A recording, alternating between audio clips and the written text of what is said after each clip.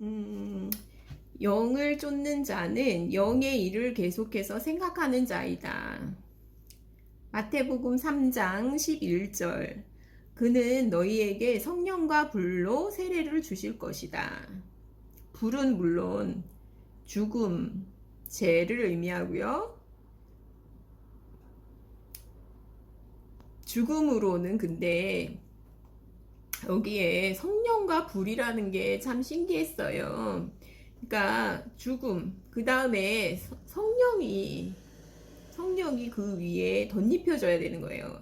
생명이 덧입혀지지 않으면은 죽음은 소용이 없죠, 사실은. 죽음으로 바뀌는 게 아니라 생명으로 바뀌는 거죠, 사실은. 그런데 이제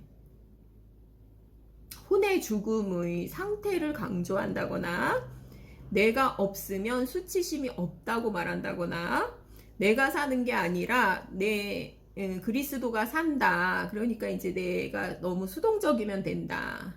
내가 수동적이어야 된다. 이런 거를 이제 주장을 한다거나 생각, 의지, 감정이 죽었다고 생각한다거나 그 다음에 죽음을 강조한다는 거는 엄청난 이제 그 피동성, 수동성이잖아요. 무능력감, 무력감 그런 거잖아요. 그런데 생명이 저절로 자라고 저절로 되는 거지 죽음이 저절로 되고 저절로 자라는 건 아니에요. 죽음은 그냥 죽음이잖아요. 완전한 무력감, 무능함 그건데 이제 그렇게 빈 혼, 무력한 혼, 죽은 혼, 혼의 죽음 이런 것을 이렇게 강조하는 요거는 이제 믿는 사람들이 잘못 해석하는 구절이라고 해요.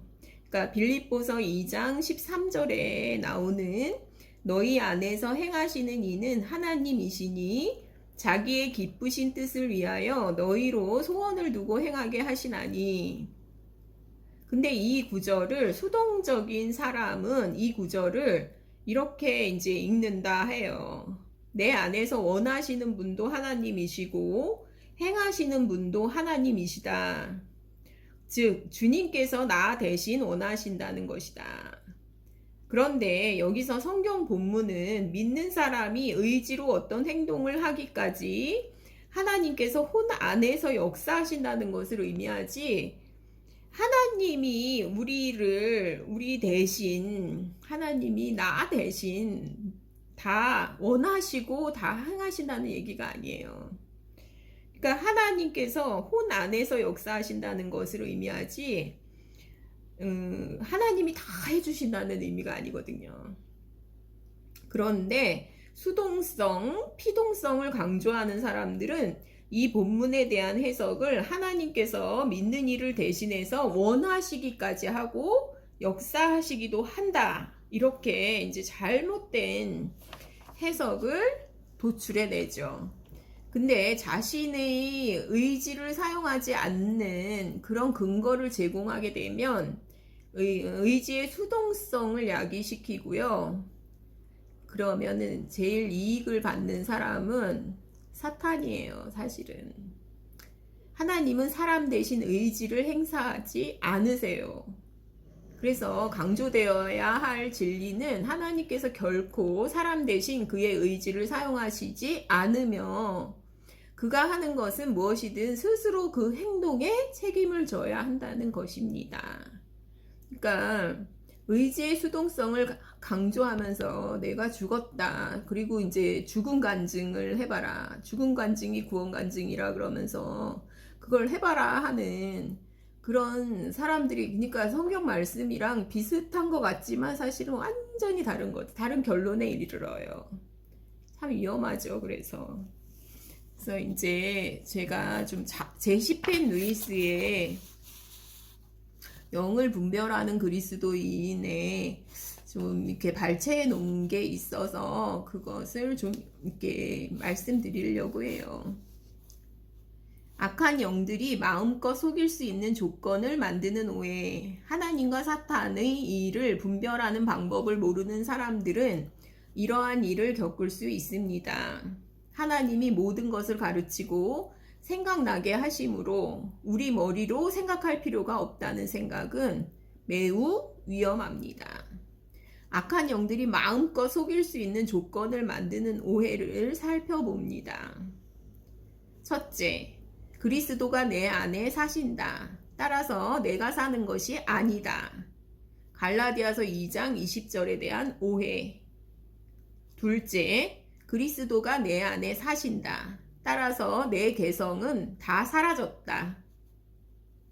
셋째, 하나님이 내 안에서 일하신다. 따라서 나는 일하지 않고 무조건 순종하고 굴복하면 된다. 빌립보서 2장 13절에 대한 오해. 넷째, 하나님이 나 대신 뜻을 지니고 행하신다. 따라서 내 뜻은 전혀 사용하지 말아야 한다. 다섯 번째, 하나님만이 판단하심으로 내 판단력을 사용하면 안 된다. 고린도전서 4장 4절 5절에 대한 오해. 여섯 번째, 나에게는 그리스도의 마음이 있으므로 내 마음을 조금이라도 품어서는 안 된다. 고린도전서 2장 16절에 대한 오해. 일곱 번째, 하나님이 나에게 말씀하심으로 내가 생각하거나 추론하지 말고 무조건 하나님이 시키시는 일에 순종해야 한다. 잠언 3장 5절 6절, 요한복음 16장 13절에 대한 오해. 여덟 번째, 하나님을 기다려야 한다. 하나님이 나를 움직이실 때까지 절대로 행동하지 말아야 한다. 시편 25편 5절에 대한 오해. 빌립보서 2장 13절에 대한 오해. 아홉 번째, 하나님은 나에게 환상으로 그분의 뜻을 알려주신다. 따라서 내 이성이나 양심으로 결정해서는 안 된다. 사도행전 2장 17절에 대한 오해. 열 번째, 나는 그리스도와 함께 십자가에 못 박혔으므로 이미 죽은 상태다. 따라서 죽은 사람처럼 행동해야 한다. 감정과 생각을 적극적으로 표출해서는 안 된다. 갈라디아서 2장 20절에 대한 오해. 이러한 오해를 해소하려면 모든 인간적 생각, 판단, 추론, 의지, 행동에 거룩한 생명이 흐를 수 있도록 해야 합니다. 우리가 능력을 자유롭게 사용하고 의지를 적극적으로 사용하면 삶에서 영적 진리를 경험할 수 있게 됩니다. 악한 영의 미혹에서 안전하려면 하나님의 말씀으로 그분을 지성적으로 이해하고 성령의 권능 안에서 그분과 협력하는 방법을 알아야 합니다. 하나님이 주신 사고력과 자유의지를 적극 사용해야 합니다. 신자들이 악한 영들에게 굴복하고 미혹되는 주요 원인을 한 단어로 말하면 소극성입니다. 소극적 태도는 하나님을 향한 가짜 순복입니다. 자신의 능력을 하나님께 드리고 직접 사용하지 않는 신자는 소극성의 함정에 빠집니다. 근신하라 깨어라 너희 대적 마귀가 우는 사자같이 두루 다니며 삼킬 자를 찾나니. 베드로전서 5장 8절. 영을 분별하는 그리스도인 제시펜 루이스에서 가장 경계하는 것은 의지의 소극성입니다. 자기를 내세우지 않는 태도에 대한 오해, 자아 소멸, 실천, 인격 억제, 존재의 소극성은 악한 영들에게 마음껏 활동할 근거를 줍니다. 악한 영들은 자아가 죽는다는 개념을 속여서 사람을 종으로 만듭니다. 악한 영들이 만드는 무의식은 깨뜨리기가 어렵습니다. 첫째, 그는 쉽게 상처를 준다. 둘째, 사람들에게 상처를 주고도 잘 모른다. 셋째, 행동이 매우 기계적이고 자동적이다. 넷째, 자신의 의지나 지식과 상관없이 무의식적으로 말을 내뱉고 생각과 감정을 표출한다. 고난에 대한 착각, 가짜 고난의 속음. 제거하기 어려운 죄와 설명할 수 없는 고난은 어둠의 공격 때문이다. 진리를 알면 죄를 제거하고 고난도 설명할 수 있다. 고난은 사람을 특정한 방향으로 이끌고 몰아넣는데 훌륭한 무기가 된다. 고난은 이유가 있어야 돼요.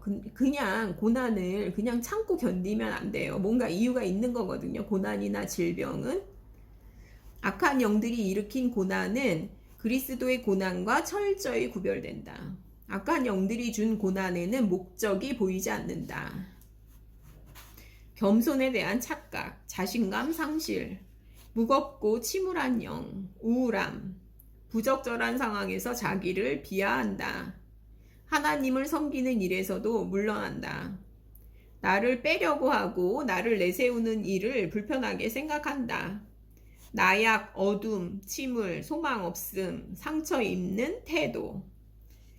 하나님의 역사인지 사단의 역사인지 분별하라. 단단한 음식은 장성한 자의 것이니 그들은 지각을 사용하여 연단을 받아 선악을 분별하는 자들이니라. 히브리서 5장 14절. 자, 여기 보면 지각을 사용하여, 지성을 사용해야 돼요. 지성.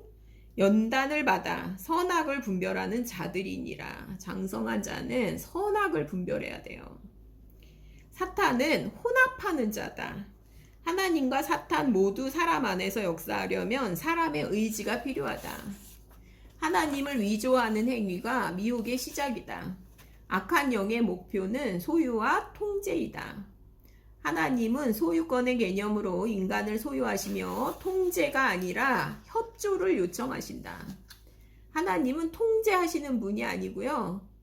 하나님은 소유권의 개념으로 사람을 통제하시지 그 강제로 막 그렇게 통제하시지 않아요. 의지를 소멸하면서 하나님은 사람을 통제하시지 않아요. 협조를 요청하셔요. 자발적인 협조를 요청하시거든요. 그리스도인은 영으로 하나님의 성령과 협력하면서 자신을 통제한다. 협력해야 돼요. 영으로 하나님의 성령과 협력을 해야 돼요. 하나님이 기계를 조종하듯이 사람을 대한다고 생각하면 큰 착각이다. 근데 로봇하고 같다. 뭐 사람의 의지는 노예 의지다. AI라고 생각하면 된다. 로봇하고 같다. 이렇게 이제 말하는 사람들이 진짜 너무 가슴이 아프죠. 진짜 말도 안 돼요. 하나님과 거룩한 일 사이에도 분별이 필요하다. 거룩한 것이 다 하나님은 아니듯 악한 것이 다 사탄은 아니다. 인간적인 것이 다 사람은 아니다. 어떻게든 악한 영은 하나님의 임재를 모방하며 정체를 곧바로 드러내지 않는다. 그리스도인이 미혹되는 이유는 하나님이 사람 안에서 일하는 원리를 모르기 때문이다. 그러니까 미혹의 원인은 뭐냐면요. 하나님이 사람 안에서 어떻게 일하시는지를 모르기 때문이죠. 사람의 영에 나타나는 하나님의 임재, 악한 영들이 일하기 좋은 조건, 의지, 생각, 육체를 초자연적인 능력에 무조건 굴복하는 수동적인 행동의 위험 등을 모르는 게 문제다. 수동성은 아주 큰 문제예요. 하나님은 인간의 적극적인 의지와 협조를 통해서만 협조하신다. 바울은 매우 의지가 강한 사람이었어요. 그러니까 자기를 내어드렸어요. 자기 의지로 자기 몸을 성령께 내어드린 거죠. 의지는 바로 자아이자 중심이며 인간이다. 하나님은 이 자아가 생략된 상태에서 역사하지 않으신다. 너무 중요하죠. 하나님과 영적인 일에 대한 지식이 많을수록 악한 영에게 속박된 영혼들을 구원하는 데 도움이 된다. 구원의 주요 원리는 진실을 깨닫게 하는 것이다. 악한 영에서 벗어나려면 적극적인 의지를 행사해야 한다.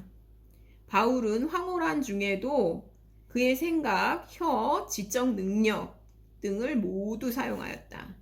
반모섬에 있던 요한도 마찬가지다. 계시록 1장 10절에서부터 19절에 나타나 있죠.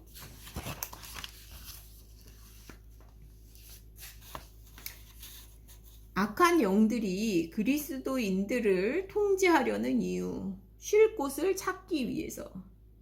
둘째는 육체는 혼과 영을 배출하는 수단.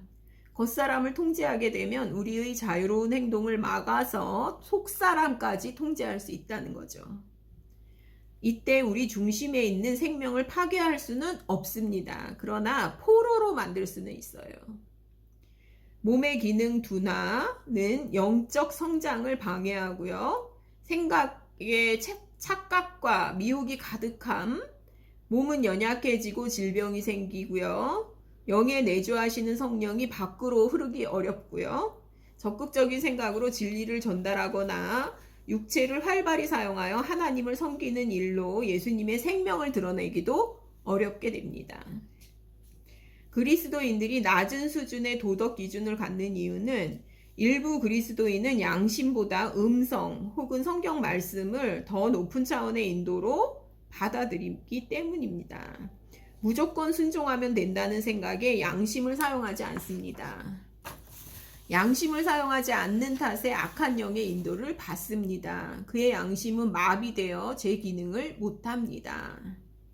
자유의지를 포기한 그리스도인이 있다면 악한 영들은 그의 소극성을 이용하여 아무 행동도 할 수 없게 하고 그 사람 위에 군림합니다. 악한 영들이 우리의 소극성을 이용해 침투하는 경우 하나님께 순복한 사람도 매우 심각한 미혹과 공격을 받습니다. 처음에는 미혹이 영적인 형태를 띱니다. 그리스도인이 자아에서 벗어나 하나님 안에 계신 그리스도와 거하려면 하나님과의 영적 연합과 교제에 대한 참된 지식이 있어야 합니다.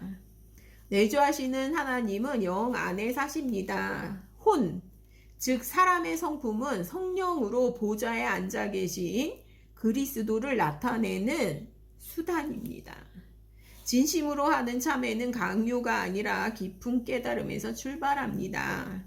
하나님께 범한 죄는 하나님께, 사람에게 범한 죄는 사람에게, 개인적으로 범한 죄는 개인적으로, 공개적으로 지은 죄는 공개적으로 참회합니다.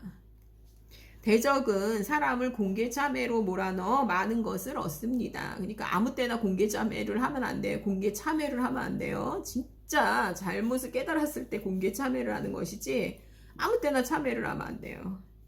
속이는 영은 이유 없는 질병이나 고통으로 공격하기도 한다. 저항해야죠, 사실. 적극적인 의지로 공격할 때는, 속이는 영이 공격할 때는 저항을 해야 돼요.